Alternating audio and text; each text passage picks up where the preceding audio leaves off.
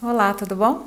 Eu sou a Débora Alves, do Ateliê Débora Alves, e estou aqui hoje para falar com vocês um pouquinho sobre dar aula, e particularmente dar aula de crochê na internet. Então eu preparei aqui um material para vocês. Se você já gosta do tema, por favor, clique em gostei, que me ajuda bastante. Queria também convidar vocês a me seguirem no Instagram, @Ateliê Débora Alves, que lá eu coloco sempre as peças que eu estou fazendo para gravar os vídeos e também vou começar a colocar vídeos no IGTV. Então, se você ainda não me segue, está aqui embaixo o meu perfil, é só me seguir.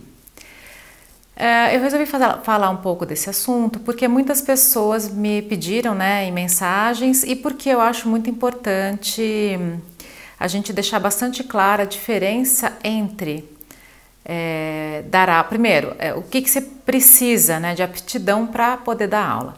E segundo, qual que é a diferença entre dar uma aula presencial e uma aula na internet? Porque tem muita gente que acha que simplesmente pegar a apostila que você utiliza nos cursos presenciais, transforma ela em PDF, coloca lá disponível para download e está tudo certo.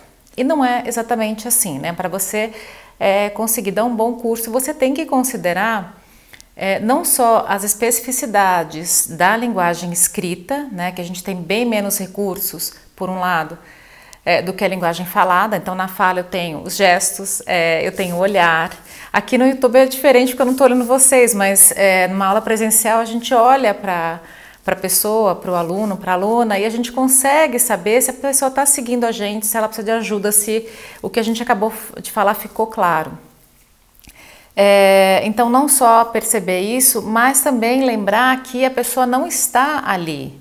Então, você tem que tentar antecipar uma série de dúvidas que essa pessoa poderia ter e considerar essas possíveis dúvidas na hora de você redigir o texto ou na hora de você gravar o vídeo para a aula.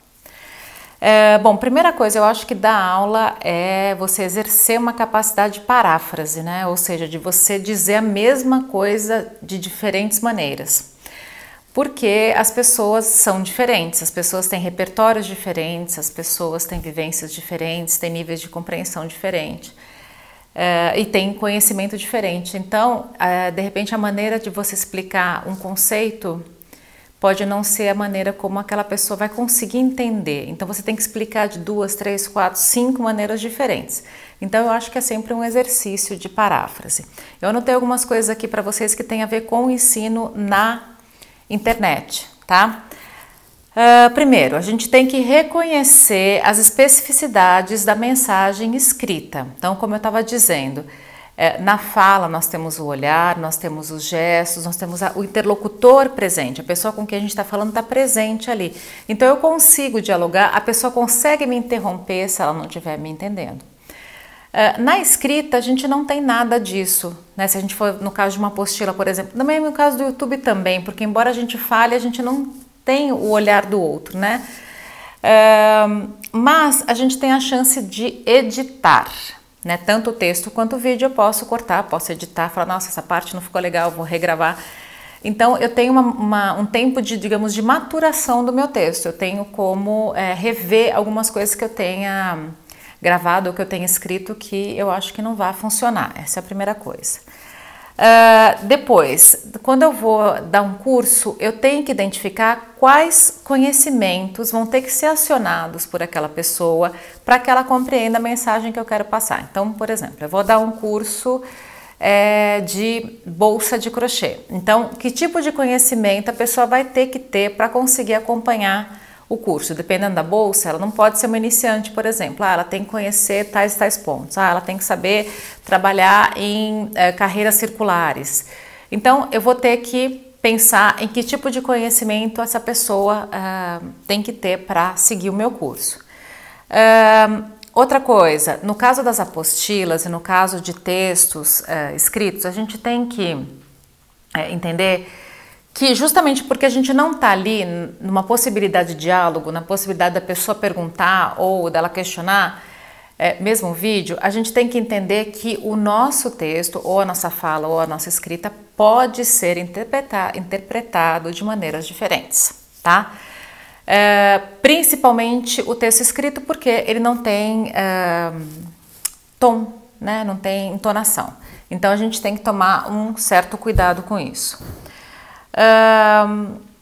Outra coisa, a gente tem que ter técnicas de argumentação. Como é que você vai vender o seu curso? Seja ele uma apostila ou um workshop online ou um curso gravado. Você tem que ter técnicas de argumentação para poder convencer o seu público de que aquele curso é fundamental, é interessante, vai ser bom para ele, etc.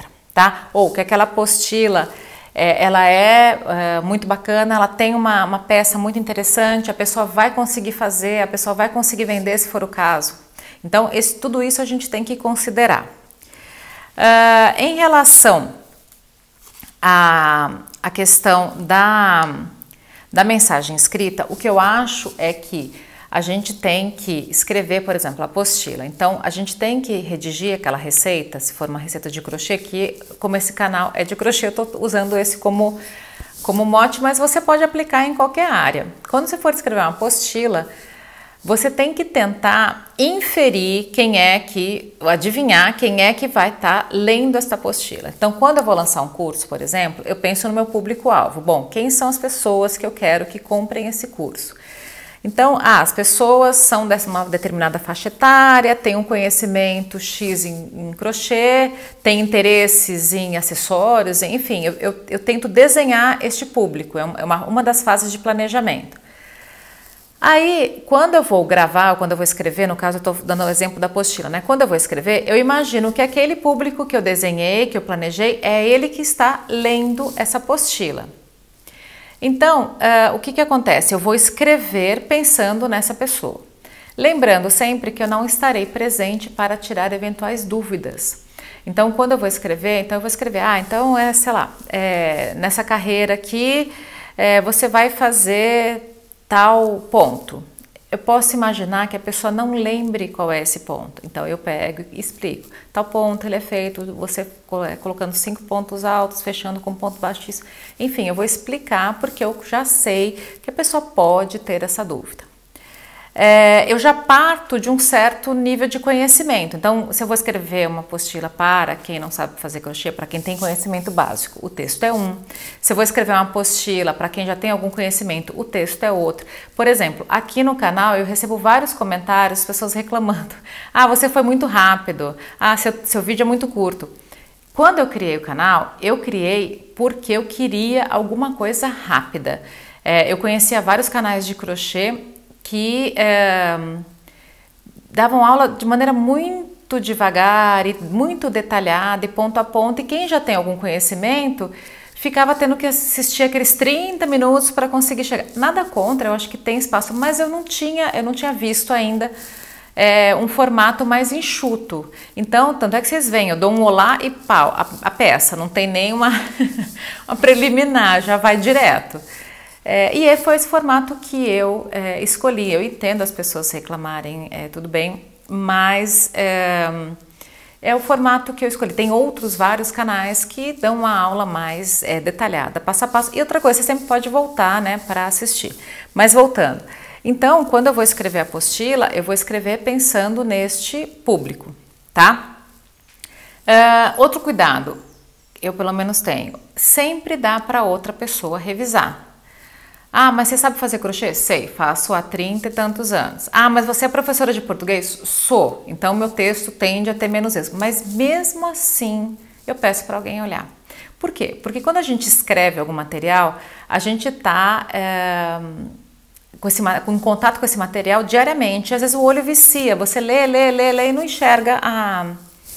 enxerga o problema ali. Então, você dando para outra pessoa testar e ler, então não só essa pessoa pode te ajudar em questões como bobas, como erro de digitação, erros gramaticais, como ela pode te ajudar na receita mesmo. Olha, Débora, essa carreira não deu certo como você escreveu. Olha, então é muito importante. Se você for escrever um material para venda, é fundamental que você tenha esse tipo de cuidado, tá? Então a leitura, a releitura, a revisão, alguém para testar, então isso é fundamental. Uma outra coisa importante, a edição desse texto. Então o texto tem que ter uma cara atraente, tem que ter a gente tem que ter o mínimo de cuidado com a estética do texto para que ele chame atenção. É uma das formas de você conseguir vender, né? Então acho que assim, a argumentação, sim, você deve gravar vídeos, stories, escrever posts do porquê que a pessoa deveria adquirir aquela apostila, mas o visual, seja ele o cuidado com a foto da peça ou com a diagramação do texto, é fundamental para a pessoa adquirir aquele material seu, tá? Uma outra questão, deixa eu achar aqui que mais eu anotei para vocês. Assim, planejamento, né? Então a gente tem que planejar direitinho, como eu falei, inferir o público, escrever, redigir a receita, verificar essa questão da revisão, o máximo de informações possível. Então lembrar que a pessoa não está na sua frente para te perguntar. Então já na apostila você fala que tipo de material, que tipo de agulha. É legal colocar um tamanho de amostra. Então você fala, olha, eu fiz essa peça com esse tamanho de linha e de fio, você pode fazer uma amostra de 10 pontos por 10 carreiras, ela tem que dar tantos centímetros, porque daí a pessoa pode adaptar o fio, que ela não tem exatamente o fio que você usou, mas ela pode ter outro fio e adaptar esse tipo de material se ela não tiver, tá? Uma outra coisa que a gente precisa considerar é a interação. Então, se você quer publicar uma apostila, publicar um material e ter um público cativo desse tipo de produto, você tem que ter um bom atendimento. Então, você tem que ter uma boa interação com o seu público, responder perguntas, tá disponível para tirar dúvidas. Lembrando, você vai escrever a apostila tentando dirimir toda e qualquer dúvida que possa surgir. A ideia é não só apresentar um bom material, um produto, mas também minimizar esse tipo de ocorrência, porque se você publica uma apostila cheia de lacunas, a sua caixa de entrada vai ficar lotada de perguntas e as pessoas podem não comprar a sua segunda apostila. Então você tenta dirimir, eliminar toda e qualquer dúvida que possa surgir, mas mesmo assim se mantenha disponível para interagir e para tirar dúvida. Tá? Então, basicamente, essas eram as dicas que eu tinha para dar. Se for um assunto interessante, vocês quiserem que eu me aprofunde em algum desses itens, é só deixar um comentário aqui embaixo, ok? Muito obrigada por ter assistido até aqui. Se você gostou desse conteúdo, por favor, clique em gostei e não se esqueça de se inscrever no canal para não perder as novidades. Um grande beijo e até a próxima!